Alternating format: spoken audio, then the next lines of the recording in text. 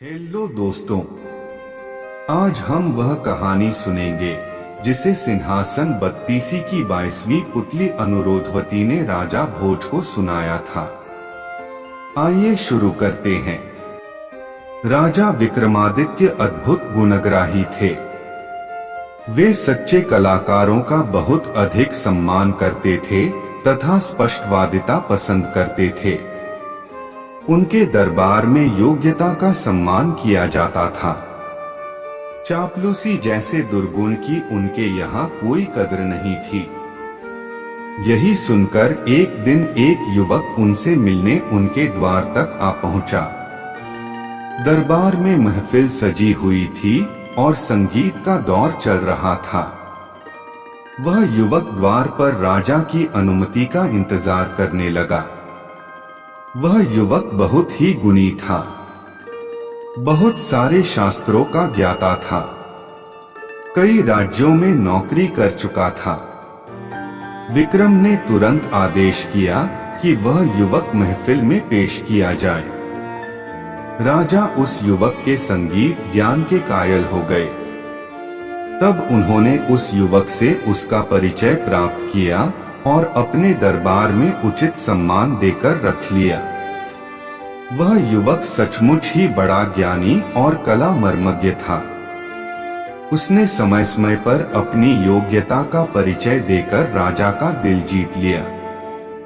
एक दिन दरबार में एक अत्यंत रूपवती नर्तकी आई। उसके नृत्य का आयोजन हुआ और कुछ ही क्षणों में महफिल सज गई। वह युवक भी दरबारियों के बीच बैठा हुआ नृत्य और संगीत का आनंद उठाने लगा। वह नर्तकी बहुत ही सधा हुआ नृत्य प्रस्तुत कर रही थी और दर्शक मुग्ध होकर रसास्वादन कर रहे थे। तभी न जाने कहां से एक भंवरा आकर उसके वक्ष पर बैठ गया। नर्तकी नृत्य नहीं रोक सकती थी और न ही अपने हाथों से भंवरे को हटा सकती थी, क्योंकि भंगिमाएं गड़बड़ हो जाती। उसने बड़ी चतुरता से सांस अंदर की ओर खींची तथा पूरे वेग से भंवरे पर छोड़ दी। अनायास निकले सांस के झोंके से भंवरा डरकर उड़ गया। क्षण भर की इस घटना को कोई भी न ताड़ सका, मगर उस युवक की आंखों ने सब कुछ देख लिया। वह वाह वाह करते उठा और अपने गले की मोतियों की माला उस नर्तकी के गले में डाल दी। सारे दरबारी स्तब्ध रह गए। अनुशासनहीनता की पराकाष्ठा हो गई। राजा की उपस्थिति में दरबार में किसी और के द्वारा कोई पुरस्कार दिया जाना राजा का सबसे बड़ा अपमान माना जाता था। विक्रम को भी यह पसंद नहीं आया और उन्होंने उस युवक को इस धृष्टता के लिए कोई ठोस कारण देने को कहा। तब युवक ने राजा को भंवरे वाली सारी घटना बता दी।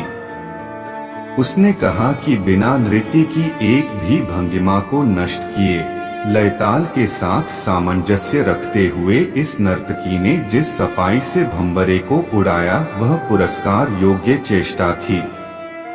उसे छोड़कर किसी और का ध्यान गया ही नहीं तो पुरस्कार कैसे मिलता। विक्रम ने नर्तकी से पूछा तो उसने उस युवक की बातों का समर्थन किया। विक्रम का क्रोध गायब हो गया और उन्होंने नर्तकी तथा उस युवक दोनों की बहुत तारीफ की। अब उनकी नजर में उस युवक का महत्व और बढ़ गया।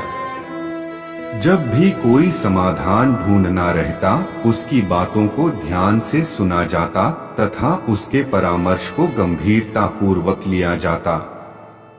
एक बार दरबार में बुद्धि और संस्कार पर चर्चा छिड़ी। दरबारियों का कहना था कि संस्कार बुद्धि से आते हैं, पर वह युवक उनसे सहमत नहीं था। उसका कहना था कि सारे संस्कार वंशानुगत होते हैं। जब कोई मतैक्य नहीं हुआ तो विक्रम ने एक हल सोचा। उन्होंने नगर से दूर हटकर जंगल में एक महल बनवाया तथा महल में गूंगी और बहरी नौकरानियां नियुक्त की। एक एक करके 4 नवजात शिशुओं को उस महल में उन नौकरानियों की देखरेख में छोड़ दिया गया। उनमें से एक उनका, एक महामंत्री का, एक कोतवाल का तथा एक ब्राह्मण का पुत्र था। 12 वर्ष पश्चात जब वे चारों दरबार में पेश किए गए तो विक्रम ने बारी बारी से उनसे पूछा, कुशल तो हैं? चारों ने अलग अलग जवाब दिए। राजा के पुत्र ने सब कुशल हैं कहा, जबकि महामंत्री के पुत्र ने संसार को नश्वर बताते हुए कहा, आने वाले को जाना है तो कुशलता कैसी? कोतवाल के पुत्र ने कहा कि चोर चोरी करते हैं और बदनामी निरपराध की होती है। ऐसी हालत में कुशलता की सोचना बेमानी है। सबसे अंत में ब्राह्मण पुत्र का जवाब था कि आयु जब दिन ब दिन घटती जाती है तो कुशलता कैसी? चारों के जवाबों को सुनकर उस युवक की बातों की सच्चाई सामने आ गई। सबका पालन पोषण एक वातावरण में हुआ, लेकिन सबके विचारों में अपने संस्कारों के अनुसार भिन्नता आ गई। सभी दरबारियों ने मान लिया कि उस युवक का मानना बिल्कुल सही है। आप इसी तरह कहानी सुनते रहे, खुश रहे और हमारा चैनल जरूर सब्सक्राइब कर ले। धन्यवाद।